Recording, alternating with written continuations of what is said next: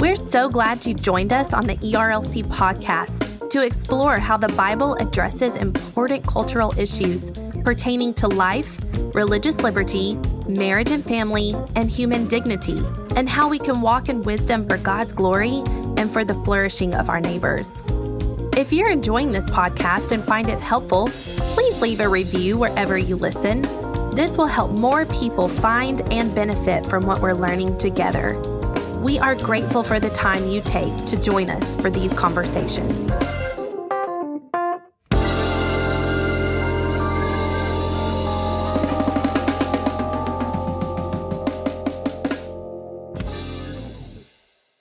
You're listening to the ERLC podcast.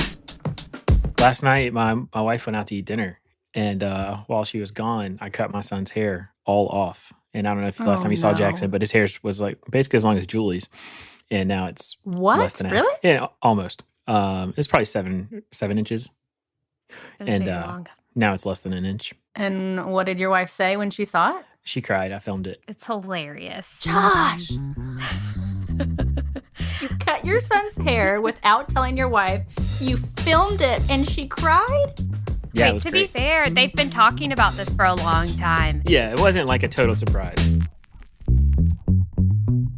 Hello and welcome back to this week's episode of the ERLC podcast, where every week we're talking about our work here at the ERLC and focusing on what Christians need to know about the things going on in the world. I'm Josh Wester, and with me in the virtual studio today are my co-hosts. We'll start with Julie Masson. Good morning from snowy Kansas City. Is it really snowy there? Yeah, How much did you guys get? we don't have a lot. I want more.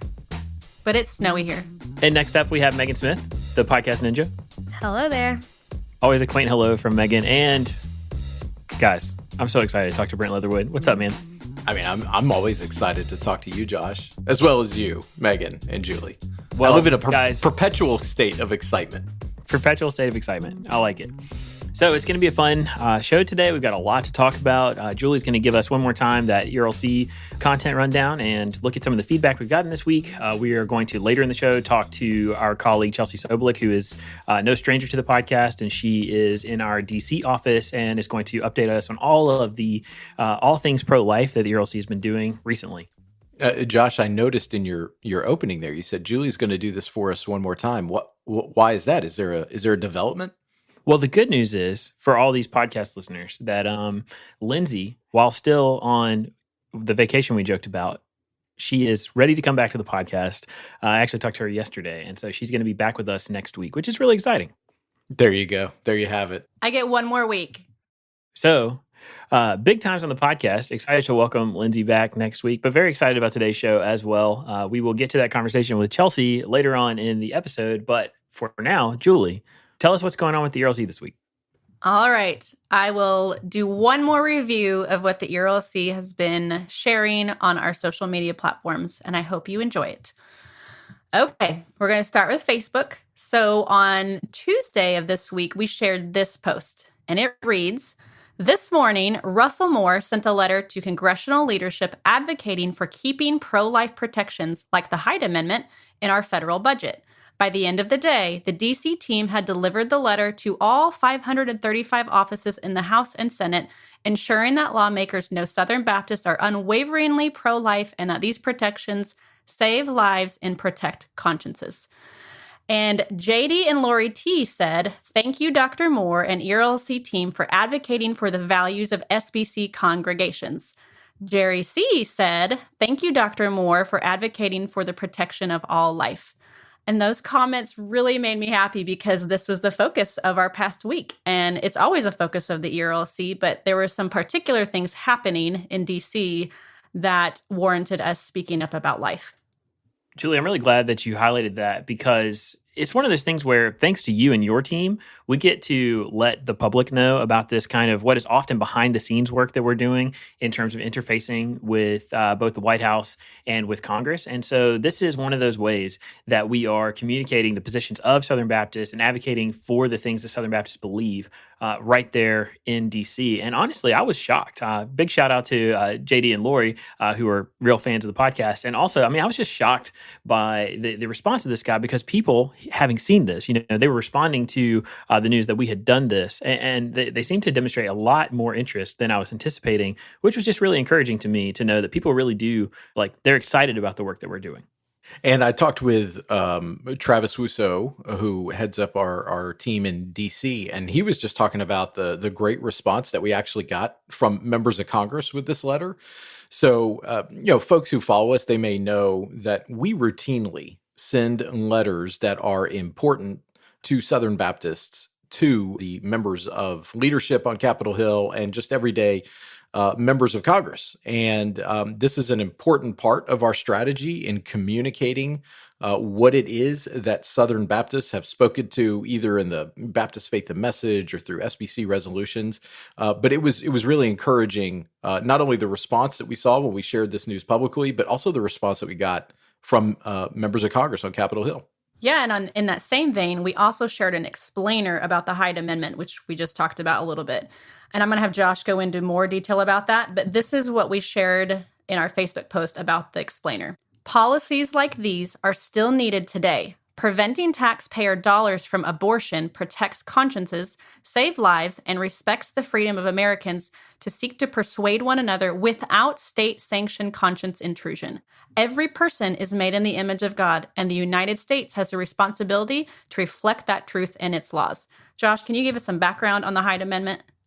Sure. I think it'll be important to note that we're recording this on Thursday, and we actually just published a piece called 5 Pro-Life Riders that are these riders that are attached to different bills that are making their way through Congress that are specifically there to protect consciences so that people aren't complicit or that taxpayer funds aren't used to pay for abortions. And so the Hyde Amendment is one of those riders. It has been around, I think, since the 1960s, and it's attached to appropriations bills, which basically are the legislation that Congress uses to fund all the things that the federal government does. They have to pass these appropriations bills annually. And as they're doing that, the Hyde Amendment protects or prohibits the use of these federal funds that are, generated through taxpayer revenues or taxpayer dollars from going to fund abortions or to promote abortion, like pro-choice ideology. And so that's a really important thing that the Hyde Amendment does. And it's something that has been enjoyed bipartisan support for decades. It is under threat right now. So it's something that we need to pay a lot of attention to. And it's something that the ERLC is going to try to continue to lead the fight in seeking to preserve the Hyde Amendment. Thanks for explaining that, Josh. I, for one, actually needed an explainer internally about what the Hyde Amendment was when we were starting to plan some of our content around this. So thank you. All right, we're going to move over to Twitter. On Twitter, we shared this tweet. It's a press release. Dr. Moore calls Congress to save lives and protect American consciences by continuing the 44-year bipartisan support of the Hyde Amendment. So this tweet reached over 83,000 people. It kind of exploded. It did really well. And I wanted to share this one because it reiterates, again, the important life work we are doing, but also it highlights our fabulous press team of Elizabeth Bristow and Jill Wagner, and they write these press releases and they make sure that the right people in the media are aware of some of the work we are doing. Brent, can you jump in and talk a little bit about how we engage the media and why we do that, especially on issues like this? Yeah, Julie, it's important for us to not only be communicating with our churches and just getting continual feedback from them, but it's also important for us to project that out to the wider watching world. And, just like with any organization or individual like Dr. Moore, who is in the public square, it behooves us to work with folks in media, reporters, writers, etc., to help communicate the message that we have been privileged to deliver on behalf of our SBC churches. And so, that is a continual thing that we do. And the media team that we have with Elizabeth Bristow and Jill Wagner and the other parts of our organization that help, whether it's developing quotes or writing things that we include in our press releases. It's just a very important tactic that we use to, again, communicate that broader message that we are privileged to do as we carry out our ministry assignment. I do love our press team. They do a great job, and I enjoy working with them. They're fabulous. On Twitter, I was very thankful to see David French quote tweeted that press release, and he said, "Well said, Dr. Moore and ERLC." And then our old colleague Dan Darling also quote tweeted it and said, "Thankful for the effective and faithful pro-life advocacy of the ERLC." So thank you to both of those guys for that. All right, we're going to round out this category by moving to Instagram. If I hadn't said it yet, this is my favorite platform. And if you're not following us on Instagram yet, you should be. We're on Instagram at ERLC SBC, and you can follow Russell Moore on Instagram at Russell Moore. So on Instagram this past week, we shared an Instagram story about our congressional letter so that people could read it in its entirety. And people like Brent who don't use Instagram stories might not know this, but if you see an Instagram story and you want to read the whole thing, you can actually click and hold, and then it will pause the story. So FYI, for any of you who don't know how to engage with Instagram stories, that's how you do it. So you were able to read our congressional letter that was posted right there. Brian C. sent us a direct message about that and said, "Thank you, Russell Moore. We need to take a stand for life and the unborn." Benjamin Watson was a speaker at our Evangelicals for Life conference that we had last week, and we shared one of his picture quotes, or I guess we can just call it a quote. And he said, "We truly need to understand that our purpose in a pro-life movement is not necessarily only to save preborn children, but to ultimately point people to Christ." We got lots of yeses and hand clap emojis on that one. And Megan was the person who kind of led out on Evangelicals for Life. And I would love to hear what she has to say about that fabulous event last week. I loved Benjamin Watson's talk. Amongst all the talks from EFL, from Lauren McAfee and from Dr. Moore and the policy panel, I always love hearing from Benjamin Watson. We think of him as a football player, but he is so passionate about life. And it really is just... it's just encouraging, and I feel like every time I hear him speak on life, him or his wife, there's just an urgency in his voice about how we need to act on these things. And for the folks who may have missed it, come for the great words from Benjamin Watson. Stay for the very end to get a preview from Elizabeth Graham on kind of where our life work is going over the next couple of years. It's just a brief little kind of TED Talk that she does at the end of our Evangelicals for Life event. And it was so good to just let folks know we're now entering into an important 2-year time frame here. And I would commend it highly. And if you want to keep up on our life work at the ERLC, you should go to erlc.com/stand4life. You can get a little bit of a rundown of what we're doing in the life space. And then also you can become an email subscriber, and we'll keep you updated on all the important things on this issue. So the last thing I'm going to share from Instagram is we shared a video from Hunter Melton, who's a pastor in Brentwood, Tennessee. And his church partnered with a local school to help provide a food pantry for their local community. They also passed out baggies of coloring pages and crayons that presented the gospel, and they did this through a public school. So I thought this was a really cool story. This comes from our series of videos we've been sharing about pastors and ministry leaders and how they are serving amidst COVID in their local communities. Chad M. commented on this video and said, "This guy is the real deal. Thanks for serving." I don't know Hunter Melton, but Chad M. does, and said he's pretty amazing. And Brent, I'm wondering if you know him, since I think you go to the same church. That's right. So I could do a whole podcast singing the praises of Hunter Melton, who serves as our discipleship minister at the church at Avenue South. He is fantastic, and totally want to retweet or regram whatever it is that Chad just said here, because Hunter is the real deal. He is just constantly innovating and coming up with ways, particularly in this pandemic, to make new connections for the members of Avenue South. And we need to have him on the podcast. As a matter of fact, he and his wife, who is a nationally known voice in Christian radio, both of them actually need to come on and join us on the podcast at some point. But this is a great post that we did, and I'm so glad that we highlighted Hunter Melton. Now, Brent, do you know how to regram something? Yeah, I don't even know if regram is the word, but I just, go down and... Do you know how to post an Instagram story? Usually what I do is I will just take like a screenshot of something I like and like Oh. send it to, my wife or send it to Josh. Be like, hey, this cool. So you just send something you see, you send to a real person that you know in real life instead of just posting it on social media. Yeah. I approve, actually. I've actually learned from you, do not take screenshots from your Instagram and then go put them on Twitter. That's like a social media no-no. The bigger no-no that people do is they post screenshots of their tweet and post them on Instagram. Okay, and well that's what no-no. I meant. That's what I meant. Whatever. Okay. Well, So you guys didn't know think this, but Julie is like the social media cop at the ERLC, and she's constantly telling us, I'll own it. What to do and not to do. One thing that is frowned upon in our organization apparently is taking your own tweet and texting it to somebody else so that they can see that you tweeted this thing. That's a thing. It's something that the dudes do. The girls don't. It is something the dudes do.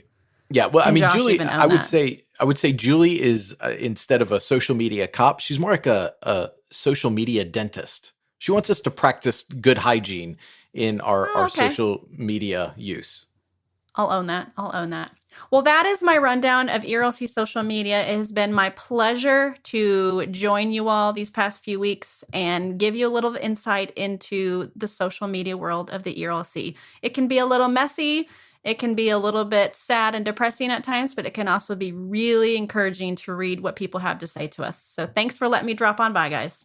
Well, we just want to say thanks so much to Julie for doing that, because only from like a social media wizard can you hear about people's responses, including emojis like, clapping hands and smiley faces. So that's pretty awesome. Also, Julie, you didn't know this, but we have talked about it behind the scenes. We would love for you to drop back by with us occasionally to give us these looks at what's going on, because, our content mostly, like when Lindsay's doing it, we're talking about what the ERLC is putting out there into the world. It is really cool to know how people are responding to that. So we are going to hopefully make that a recurring segment on the podcast as long as you're willing.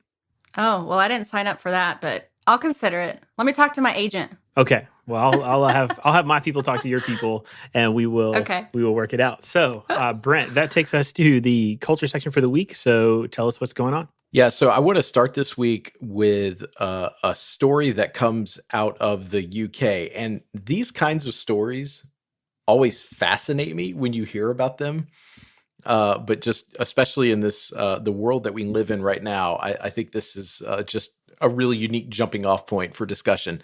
So from the news outlet, the Times News Online, a teenager who slipped into an 11-month coma after a deadly accident woke up recently with no knowledge of the COVID-19 pandemic. Joseph Flavel was hit by a car while he was walking through Burton in Staffordshire. The incident happened on March 1st, 3 weeks before the coronavirus lockdown came into effect in the UK. Joseph's family members were thrilled to see his recovery this week, but now they are wondering how to explain the need for lockdowns and social distancing to him. So, y'all, I have to know, how would you explain this world that we live in with masks and social distancing and phased in vaccinations for someone who just woke up from a coma? I read this article, Brent. It was fascinating. I just sat back on my couch and was like, Like, to think how long it took us to ramp up and get used to some of these words and like protocols. And suddenly this kid is having to learn it all immediately. And it even said he can't even see his family currently. They can't come to see him because of the pandemic. So imagine waking up, you can't even see your family. You just see doctors and you're learning about this. I don't even know. What do you say? Watch this I Am Legend movie and this is basically where we're at. So props to Megan for the I Am Legend reference. This reminds me, so at some point during the pandemic, we were also experiencing all of these wildfires in California, and there was this crazy picture of these fires burning and you could see, it was like in the backdrop. So the picture was of the Golden Gate Bridge, and in the backdrop, you could see these fires raging. And then also, like somebody said at the time, like imagine trying to explain this to people where you could see these people in this photograph who are wearing masks, and they see these wildfires near the Golden Gate Bridge, and so trying to say, hey, now the masks are actually totally a separate thing from the fire you see raging in the background. It's an insane time. So trying to introduce somebody to all of that at once, I have no idea. This is again the Jim Gaffigan, you're drowning and somebody throws you a baby. There's just no way to be ready for this. I think you'd have to explain, okay, look, there was this virus. Most of the world thought it wasn't going to happen. Turns out it was real. Oh, and then by the way, 6 months in when things were really bad, there were still people who didn't think it was real. But if you went down that path, the guy's going to be more confused. So I don't know. Which storyline do you pick? There's so many. Well, the storyline that you don't pick is that all of this was caused by a space laser. We'll get to that later in the podcast. But anyways, I think that those are fantastic ways to try and acclimate somebody to this reality. But prayers for his family, for him and his recovery, and just trying to explain all this to him. All right, so looking actually at COVID numbers, they are improving in the U.S. Axios reported this week that new coronavirus infections slowed by nearly 16% over the past week, continuing a trend of rapid improvement. As a matter of fact, it's 2 weeks in a row that infections have slowed by 16%, which is really good news. That said, the U.S. still has a ton of coronavirus raging across the land, and there's still the potential for dark days ahead. But, as Axios notes, this is progress, and the improvement is significant. If this trend keeps going, the country will be in a far better and safer position as vaccines continue to roll out. But, as they note in another story, we're still not out of the woods. New variants are racing across the globe, and who is spreading it here in the U.S.? They report that adults aged 20 to 49 were responsible for the vast majority of virus transmission last year, even after schools reopened in the fall, according to a new study that was published in Science magazine. The U.S. vaccination effort is racing to keep up with the spread of new, more transmissible variants of the virus. Millions more of Americans could be infected before a substantial portion of the population is vaccinated, making transmission patterns deeply relevant. So, obviously, there's a lot going on to this. As we tend to say here, continue to take this seriously, and hopefully we can make it through that. There was another development last week. We told you about a new CDC report that was stressing that schools should be able to reopen so long as they take protocols seriously and follow them.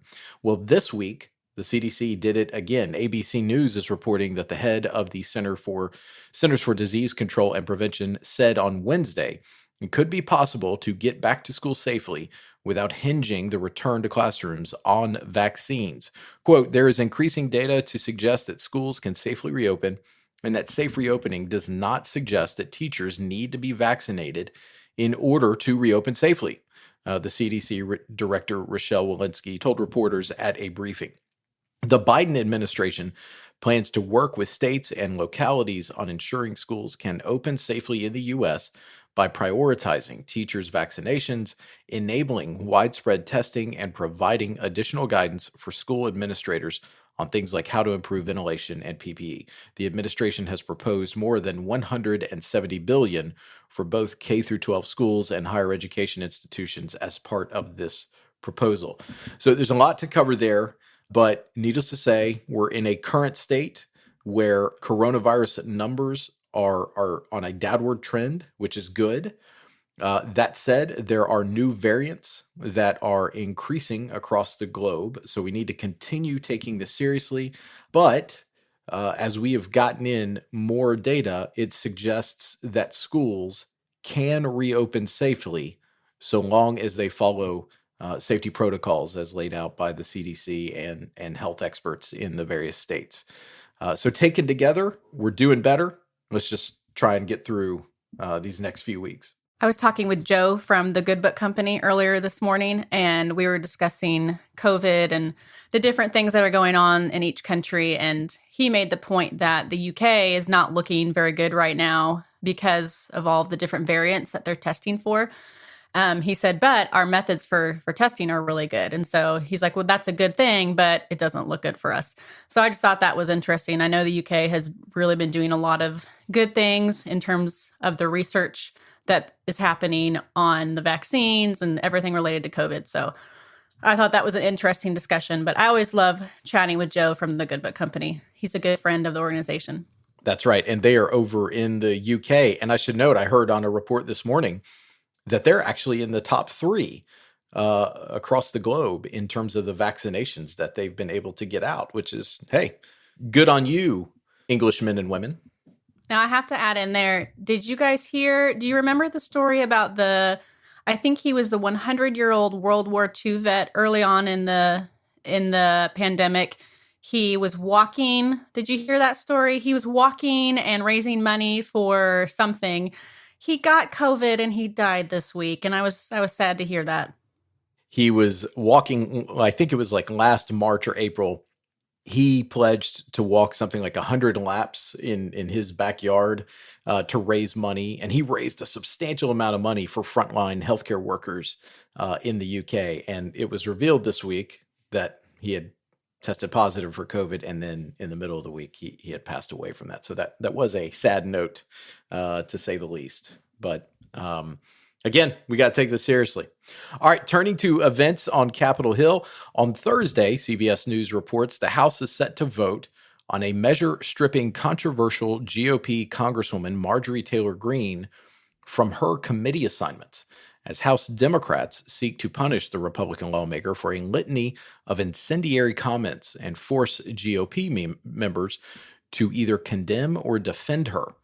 So as background, in social media posts and videos made before she was elected to Congress, Greene, a freshman from Georgia, embraced a slew of far-right conspiracy theories, including questioning whether deadly school shootings had been staged. A supporter of the fantastical QAnon conspiracy theory, she's also shared videos with anti-Semitic and anti-Muslim sentiment and expressed support for violence against Democratic leaders in Congress. So when I mentioned earlier space lasers, one of the things that appeared on her Facebook feed was this wild theory that those California wildfires that Josh had mentioned before were actually strategically started by a space laser that was owned by a Jewish board member of a private company. I mean, really kind of wild out there stuff. And so that is in addition to some of these other theories that she seems to be supportive of. And so Democrats, who are in the majority in the House of Representatives, have called for action to be taken to strip her of her new committee assignments that were given to her by Republicans, which are the House Education Committee and the House Budget Committee. That vote is going to be happening soon as we record this. Yeah, Brent, honestly, it's hard to believe that this is a situation that we're actually facing, because what we're talking about is a person who is a member of Congress, duly elected, who has fostered and spread some of the wildest conspiracy theories imaginable. And while, the reporting from yesterday says that she expressed some kind of remorse or some kind of apology for those words, I think that it's important that, at the ERLC, we speak a lot about the need to restore trust in our institutions. And certainly that applies greatly to members of the United States Congress. And as Christians, we want to be people who are about the truth, who seek to advance the truth. And we have just seen evidence mounting like crazy. CNN just released a story yesterday that was really, really good about a woman who had her life destroyed by the QAnon conspiracy theory.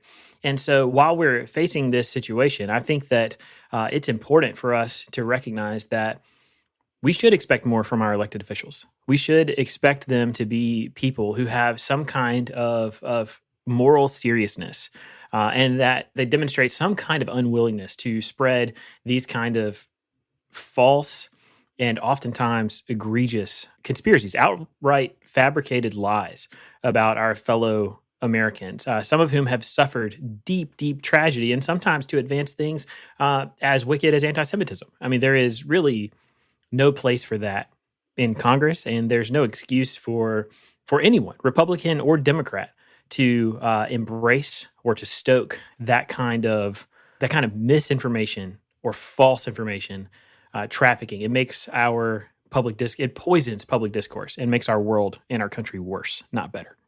It will be interesting. Senator Mitt Romney said this week, the Republican Party is a big tent.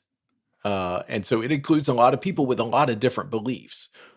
But once you start kind of trafficking in some of these wild, outlandish theories that, frankly, dehumanize certain groups of people out there, Senator Romney was suggesting that probably needs to be outside the tent. So it'll be interesting to see what actually happens procedurally with this vote, where Republicans end up landing, and whether all Democrats will end up voting for this. It's going to be a pretty fascinating thing to watch if you follow politics.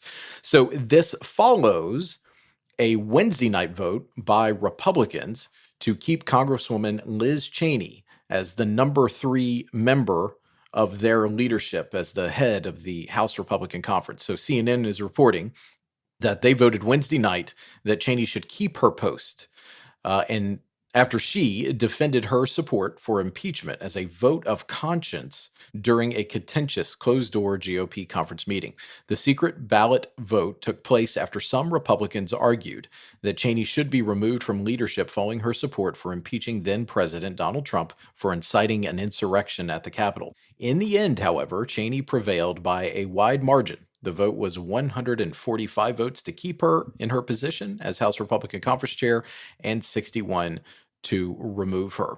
Look, whatever you think about the way that Congresswoman Cheney voted, to me, the fact that she is saying, no, this was a vote of conscience, and 9 other Republican members of the House voted with her, that I think says something. And the fact that she now got 145 votes, a majority, a strong majority of her conference to support her, is just interesting in light of all the other votes that Republicans are taking.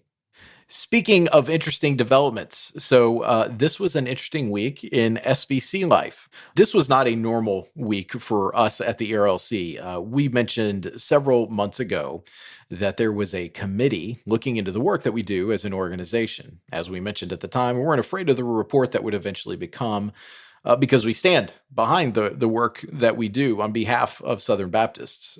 We've never claimed to be a perfect organization, but we do stand behind all that we do, and it is an honor to serve Southern Baptists at the ERLC. So we're not really going to go into the details of the findings here, but we will read you a statement from our chairman of our board of trustees. His name is Dr. David Prince. He's a pastor in Kentucky, and he said this: I think Southern Baptists can see this report for exactly what it is and are ready to move on from this moment and focus on our mission together.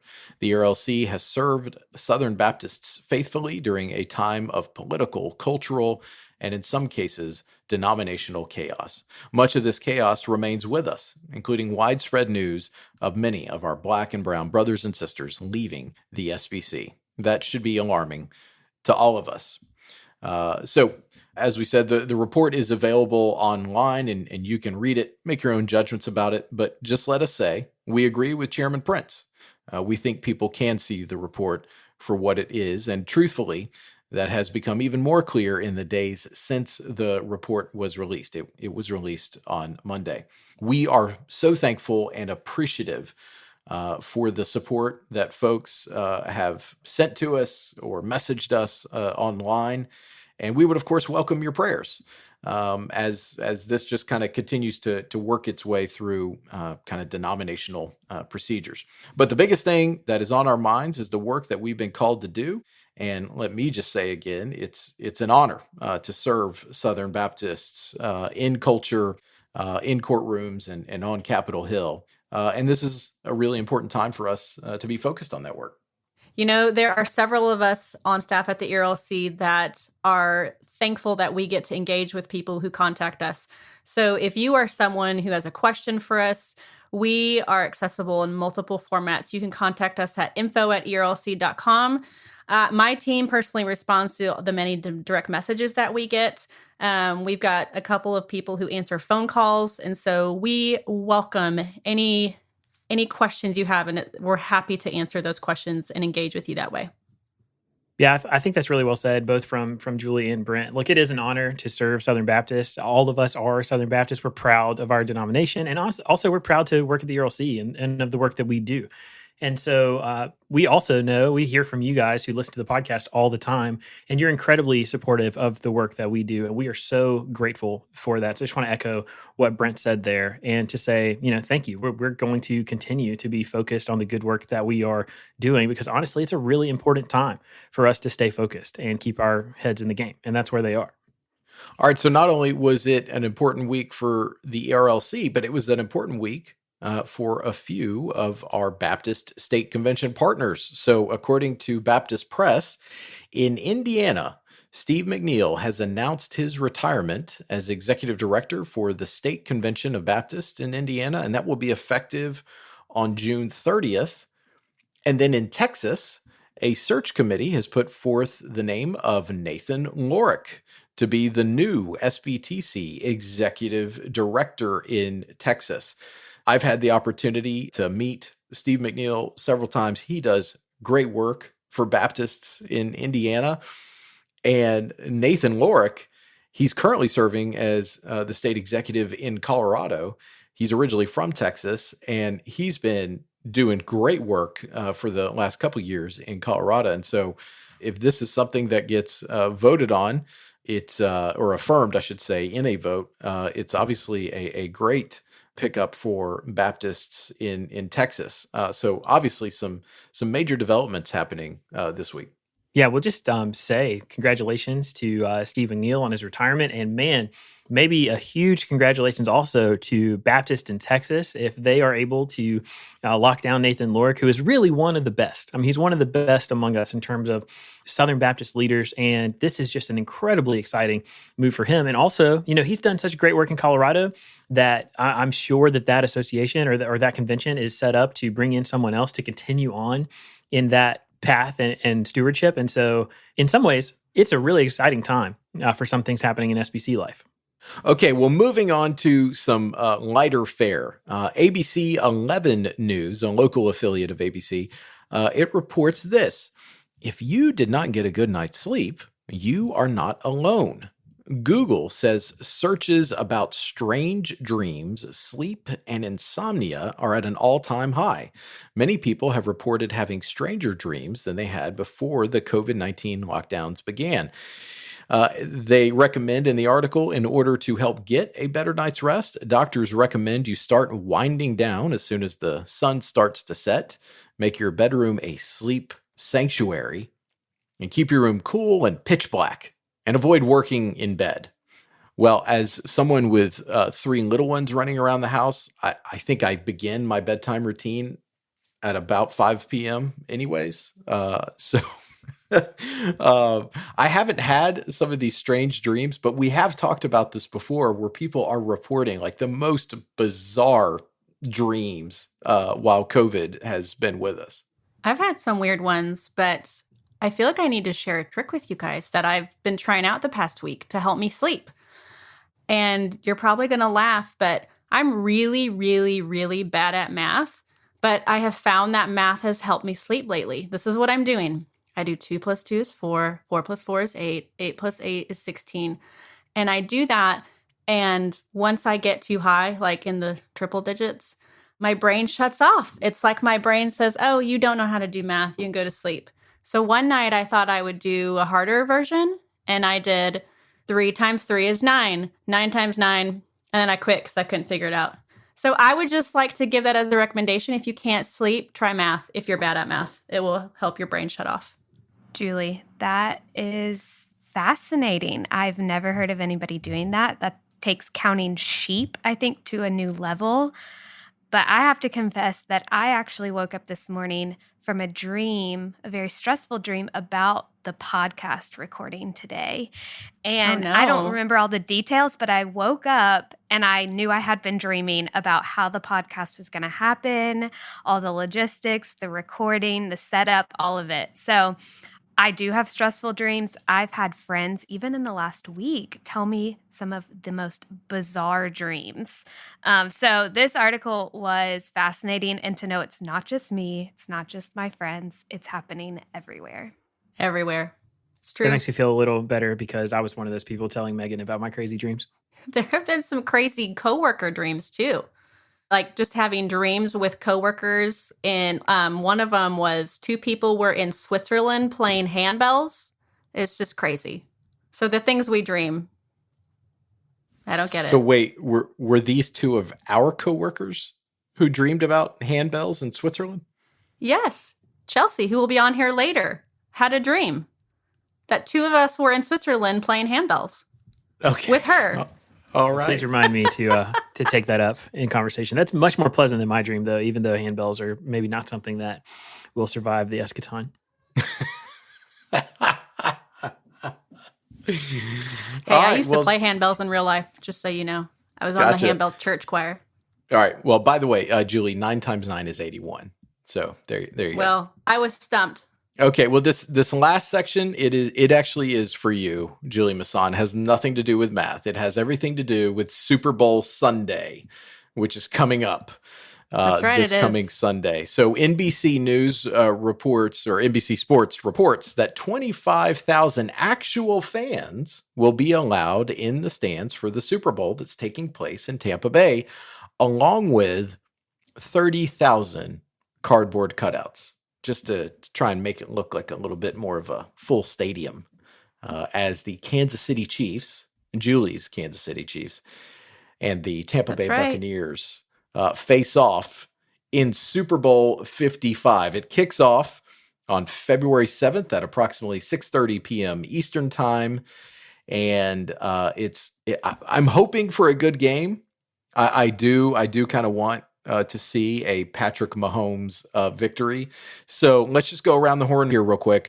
Who you got, Josh? Who do you want to win? What's your final score prediction? Yeah, man, I got to tell you, I think that watching Patrick Mahomes is super fun, and that it is really an interesting story to watch. Basically 2 superstars, but one who was, in diapers when the other was winning Super Bowls. I don't know. I'm interested to see this, old versus young thing match up, and I want to root against Tom Brady because that's just what I want to do, but I'll enjoy the game either way. Okay, so what's your final score prediction? Bro, I've got nothing. I'll say 42-36. Who? Chiefs. Come on, there that's we go. right. All right. Megan, who you got? I was trying to base this off some data, and now I'm put on the spot here. I think I'm not going with the Chiefs. Sorry, Julie.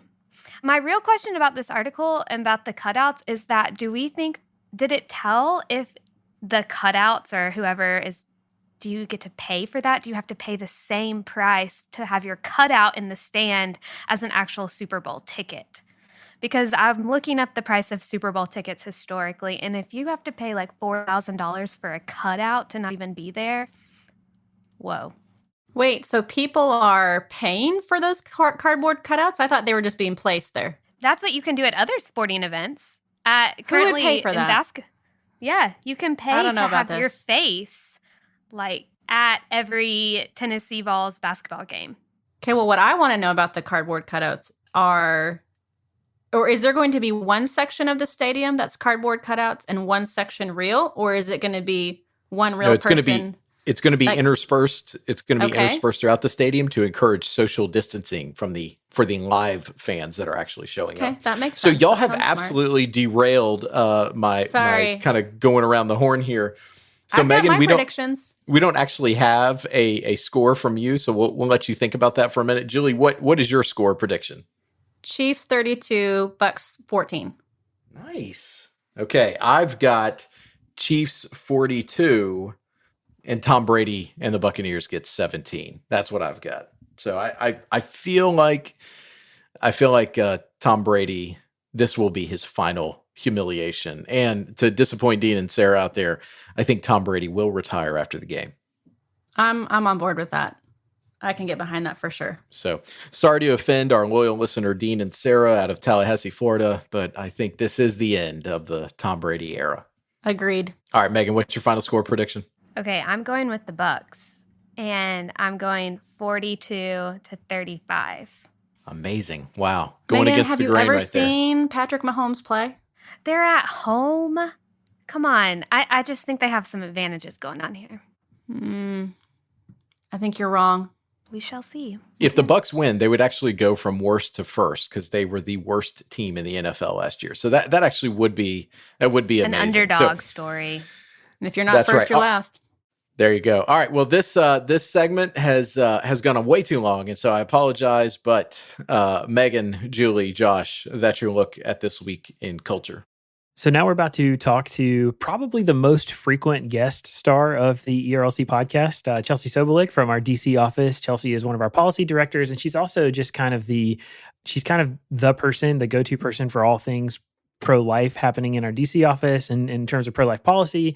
And so we wanted to talk to Chelsea today just to get an update because there have been a tremendous amount of things with a new administration incoming in the first several days, plus the March for Life. There's a lot to talk about. So we wanted to get an update from Chelsea on what's going on in the pro-life world. So Chelsea, they already know who you are. They know what you do. We've talked to your husband. We have really gotten to know you pretty well across the podcast. And so to start with, we'll just jump in and talk about the March for Life. Because of COVID this year, everything is different, including the March for Life. It was actually virtual. And a lot of people are going to say, what even is a virtual march? Which I get. I mean, hundreds of thousands of people show up in DC every year to do the March for Life. And this year, we didn't get to do that. But you guys in our DC office actually did get to participate in what I called a mini march. And so would you tell us a little bit about that? JD Greer was there. Tell us what that was like. And just, give us a rundown. Yeah, Josh, like you said, the March for Life this year was virtual. For the first time since 1974, when the March for Life began, right after the Roe versus Wade decision, the March for Life was much different this year due to security concerns and COVID. So the March for Life organization encouraged folks to march virtually, which essentially meant please don't come to Washington. March locally with your communities, outside, masked up, socially distanced, safely, but don't come to Washington, D.C. However, there was a very small march in Washington, D.C. With like a mini march. Like a mini march, just like it. So it was small. It was probably less than 100 folks outside, masked, socially distanced. But like you said, the Southern Baptist Convention president, JD Greer, was there. So we got to chat with him and catch up with him. Benjamin Watson, who was one of our presenters at our recent EFL conference, was also there. So we got to see him. And Ben is a big guy, and I felt quite small walking next to him in the march. But no, it was great. We walked up to the Supreme Court, and because of the barriers in Washington right now, we were not able to go to the front of the Supreme Court. It's fenced off. So we walked to the back of the Supreme Court, and they had handed out roses, and we laid those roses at the back of the Supreme Court in honor of in remembrance of the lives lost to abortion. Chelsea, I think anybody standing next to Benjamin Watson is going to look and feel small. So Tiny. I just wanted to, He's a big dude. To validate you. He's a big guy. I loved seeing the pictures of, I think it was JD Greer who had the rose and laid it there. I think that was a really cool moment and a really neat gesture that they did. Last week, we saw that the president rescinded the Mexico City policy. Tell us what that is and why it matters. Yeah, so this particular policy is kind of like a policy football, if you will, between administrations. So this policy prevents American taxpayer dollars from subsidizing abortion abroad. So it won't go to NGOs that promote or provide abortion. It was expanded by the Trump administration to be a little bit broader than it's been in years past. But again, it's used as a political football. So President Clinton rescinded it, President Bush reinstated it, and it's gone back and forth since then. So the ERLC has advocated for this life-saving policy, and we obviously strongly object to its rescission. Chelsea, can you talk to us about the future of the Hyde Amendment? I know there's a lot of uncertainty about it in the future, and we would just love to hear what you guys are thinking, what you're seeing. What do you think we're going to need to be active on from our perspective? Fill us in on that. Yeah, so quick refresher, the Hyde Amendment is an amendment that was introduced over 40 years ago by then Congressman Henry Hyde to prevent American taxpayer dollars from funding abortion. So the Mexico City policy prevents taxpayer dollars from funding abortion abroad, and the Hyde Amendment protects American taxpayer dollars from funding abortion domestically. So this amendment has enjoyed wide bipartisan support for over 40 years, and it's a rider, which means it is not the law of the land. It has to be reattached to the appropriations process each Congress. And again, it's been attached each Congress for 44 years and been enjoyed that bipartisan support. In 2016, the Democratic platform included a desire to repeal this policy, and President Biden actually flipped on the policy leading up to his election as president. So for a long time, he had been a supporter of this pro-life amendment, and he flipped on that. So there is a lot of worry that the Hyde Amendment will be rescinded and American taxpayer dollars will go to fund abortion. And one of the important things to note is, regardless of someone's view on abortion, we should all be able to agree that our taxpayer dollars should not go to fund it. So this week, Dr. Moore sent congressional leadership a letter urging them to include the Hyde Amendment and a few other key pro-life riders in the upcoming appropriations process.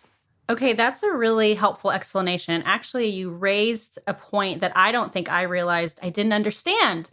And my social media, like I've been guest hosting on this podcast, and I've been talking about what the ERLC is, what we're presenting on social media. And so you gave me an idea, Chelsea. I want to somehow figure out a way to create a graphic that demonstrates the difference between what the Hyde Amendment is and what the Mexico City policy is, and how they don't fund different kinds of abortion. So let me make sure I understand. The Mexico City policy allows taxpayer dollars to fund international abortions, and the Hyde Amendment prevents American tax dollars from funding abortions. Is that correct? Or did I So the Mexico City, you switched it, yeah. The Mexico City policy prevents American taxpayer dollars from funding See, this abortions. is why we need an infographic to put on our social media channels. I'll try and get working on that. There we go. But that was super helpful, Chelsea. Thank you. Yeah, Chelsea, that's super helpful. I always love you're able to condense something that is sometimes not my world at all into something that I can understand, and I really appreciate that. So what else are we watching right now in the pro-life front, policy, etc.? Yeah, so I mentioned that Dr. Moore had sent a letter to congressional leadership talking about Hyde. He also highlighted a number of other important pro-life writers. Hyde is probably the most well-known writer amendment that most folks know about, but there's a couple of other really important ones, and we would argue that they're all important and all ought to be protected. We have an article on our website right now highlighting 5, but just to briefly kind of go over a couple more that folks might not be quite as aware of. There's an amendment called the Dornan Amendment, which is basically Hyde Amendment protections for the District of Columbia. So the Hyde Amendment prevents federal taxpayer dollars from funding abortion, and D.C. is not a state, so the Dornan Amendment provides Hyde protections here in the district. And then there's a very important amendment called the Weldon Amendment, which protects the consciences of healthcare workers by ensuring that they don't have to participate in abortions or refer for abortions. And that amendment has gotten caught up in some court cases and whatnot, but it's a very important amendment. And then there's a couple of others. The Helms Amendment is actually the oldest pro-life rider, and it's very similar to the Mexico City policy. And then there's two others. I'll just briefly go over them. The Siljander Amendment and then the Kemp-Kasten Amendment. So those are just 5 of many, many, because there are 12 appropriations bills funding different areas of our government, and each bill has different things in it that we watch as far as life is concerned. So if folks are interested in learning more about those riders, they can go to our website. And I'll make a small plug here, Chelsea, for our EFL event that was last week. You were on a panel with Travis Wisso from DC as well. And you guys did a panel with 2 other people who work in this space. And it was super informative for me, and just talking about the good, the bad, and honestly, just a lot of ways that we can be praying for leadership and people in government about these pro-life policies. So if you want to learn more about that, check out our EFL from last week. And you can find the replay for that on the ERLC YouTube channel. And you can also find that on our ERLC social channels, which we have talked about several times on here, and they'll also be in the show notes. Chelsea, I'm going to ask you one last question. Earlier in the podcast, we were discussing how people are having weird dreams in this stressful time of COVID. And I remembered that you had told me about a weird dream you had with coworkers. And I was just going to ask you about that, because I just remember that you had one with handbells and coworkers. Do you want to share about that? Do you remember it? Yeah. Oh, I remember it. So yes, I've had so many weird dreams, and sometimes I wake up and think, where did that come from? And one of those, a couple months ago, I texted you, Julie, because you were in it. And it was you and Brent, and I forgot who else. I'm sure there was a few other people, but you two in particular. We had gone overseas. I can't remember exactly where to participate. Wasn't it Switzerland or something? It may have been. Maybe it was just Europe. We participated in a handbell competition as adults in our lives. Yes, and who knows where it came from. Fun little factoid about myself. Growing up, I did play handbells. I did too, Chelsea. Yes. Maybe my brain accessed it somehow while I was sleeping. And, you and Brent seem like the type of people who I would travel to Switzerland and play, or Scotland, and play handballs together. So that was my weird dream. One of many, but that's funny. Was one of them. I remember having a stressful week in the midst of the pandemic the past year that I had with Chelsea. And Chelsea and I were in Washington, D.C., and there was a march or something happening, and we saw something sketchy happening, and we were running away, and this person was trying to get us. And I guess I was feeling motherly towards Chelsea, and I grabbed her by the arm, and I shoved her behind my back, and I said, "Go away." And I don't know what was up with that dream, but I was protective of my friend in her city that she knows better. Chelsea, I'm sure I'll take all the pandemic. Yeah. I'm sure working in a pandemic in Washington, D.C. during a pandemic, doing the work that you guys do has been stressful. So I'm sure you've had plenty of stressful dreams, and I'm sorry for those, even though, I didn't start the pandemic. Well, some are really funny, though. Well, Chelsea, we just want to say thanks so much for taking the time to join us, especially for this last bit on the dreams, because I have been one of those people who has experienced both the strange and the pretty awful dreams during the pandemic. And I'll save most of those for another time. But seriously, we are so grateful for you and our DC colleagues and all the work you're doing. The pro-life movement and the cause of life is right at the center of what we do at the ERLC.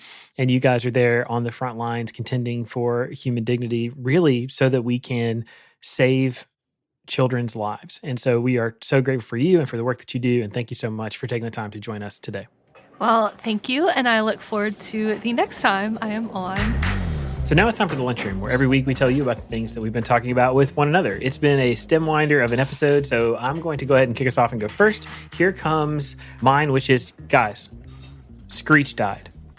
And I got to tell you, It's overwhelming to me, mostly because it just hits me right in my Saved by the Bell feels. Like I'm just thinking about, my childhood was defined by Zach Morris and how cool he was and AC Slater and his muscles.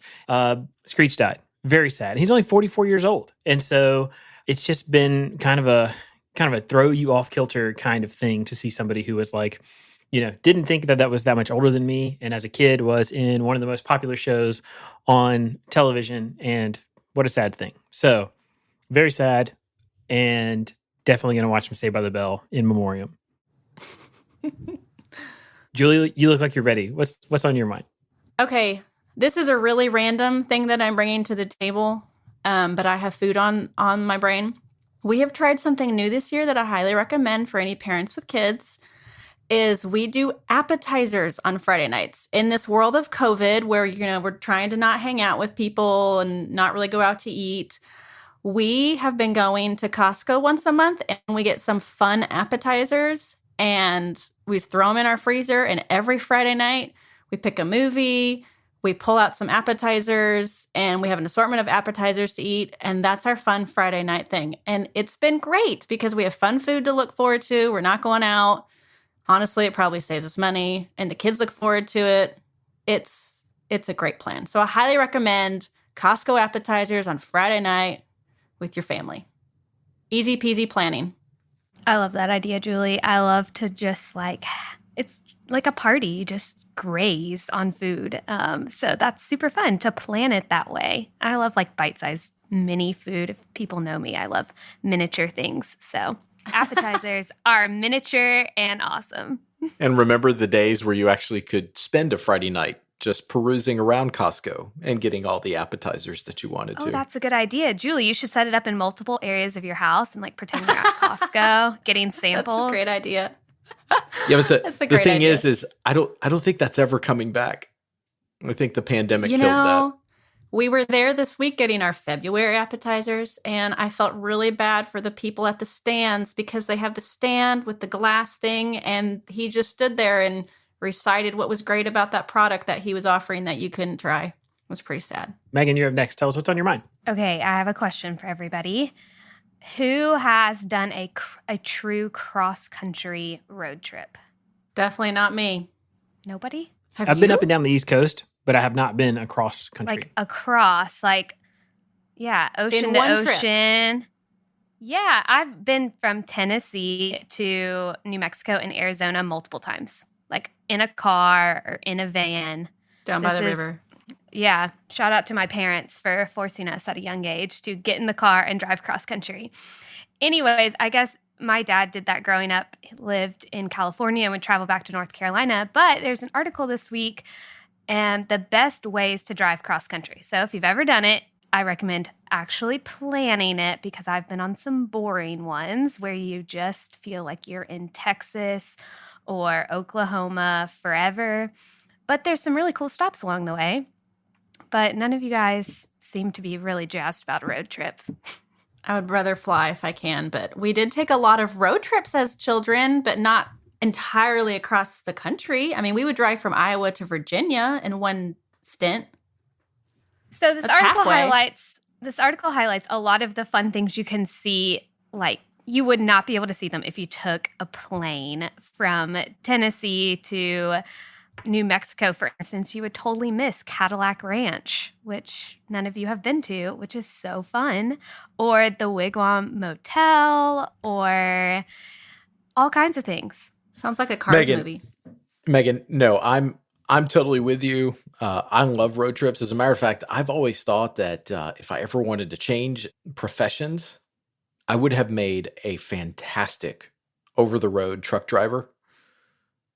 I would love to own an 18-wheeler. That actually may be a life goal someday, is just actually own one. I'm not really sure what I would do with it. Maybe just drive it around town a little bit. But road trips, they're the way to go.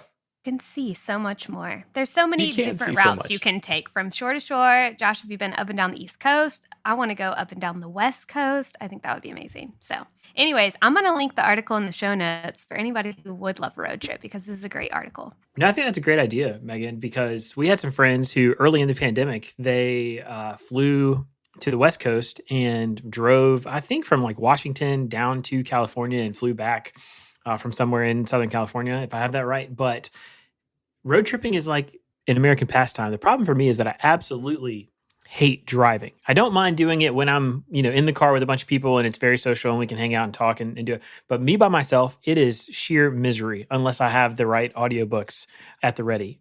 Now, if I do, I'm in pretty good shape. But otherwise, yeah, I find driving to be incredibly tedious. Well, this article links also music you should listen to, playlists, audiobooks, also good food stops. We love good food along the way. And you have to take friends. That's what makes a road trip. So anyways. I think you've got your honeymoon planned then. Sounds like you're planning that honeymoon, Megan. All right. So this one is mine, and it kind of picks up on a little bit of a theme that Julie had. Well, it's the Super Bowl. What Super Bowl party would be complete without talking about Super Bowl food? And so I found one of these Google Trends maps that looks at the food that various folks in different states are searching. So, okay, as I look at this map, let's just take some of the states around us. Julie, you are in Missouri, so you get to go first. What do you suppose is the top searched Super Bowl food from folks in Missouri? Maybe wings or artichoke dip, possibly. I'm really not sure. That's close. If you probably brought those together, you would hit it. Buffalo chicken dip. Wow, I was really close. You were really close. All right, Josh. Big yes on the chicken dip. Big yes on the buffalo chicken dip. Josh, what do you say for your home state of North Carolina? What is the most common? Yeah, what do you think is the most Googled in North Carolina? I honestly don't know. I'm afraid it's going to be something embarrassing like rice or whatever that thing was for Thanksgiving. That's right. It's an appetizer. Hopefully it's like nachos or something. Pigs in a blanket. Pigs in a blanket. That's not that surprising. Although I got to tell you, I think pigs in a blanket are overrated. I'm very pro Julie's appetizer, like Friday night plan. I think appetizers are great. This pigs in a blanket they just don't do it for me. Gotcha. Megan, in our home state of Tennessee, the number one search. Well, do you want to guess? I was going to say it's got to be something simple like cheese dip or Velveeta or something like that. Chili. I wouldn't have guessed chili either. But here's a couple that stood out to me. In Minnesota, the best they could come up with is Chex Mix. Seriously, Minnesota? What is the cold weather getting to y'all up there? Like, let's actually introduce some real like Super Bowl food. And then not too far from there, over in Montana, I want to just say, what would y'all guess the number one search for Super Bowl food is in Montana? This totally blew my mind. Bison. I was going to say, I hope the answer is steak. Bison, steak, ribs. Meatballs, maybe meatballs. It's keto egg bites. Come on, y'all. I did not see that coming from Montana. What is happening up in Montana? I'm going to give my Montanan friends, I don't have any idea how you say a person who's a native of Montana.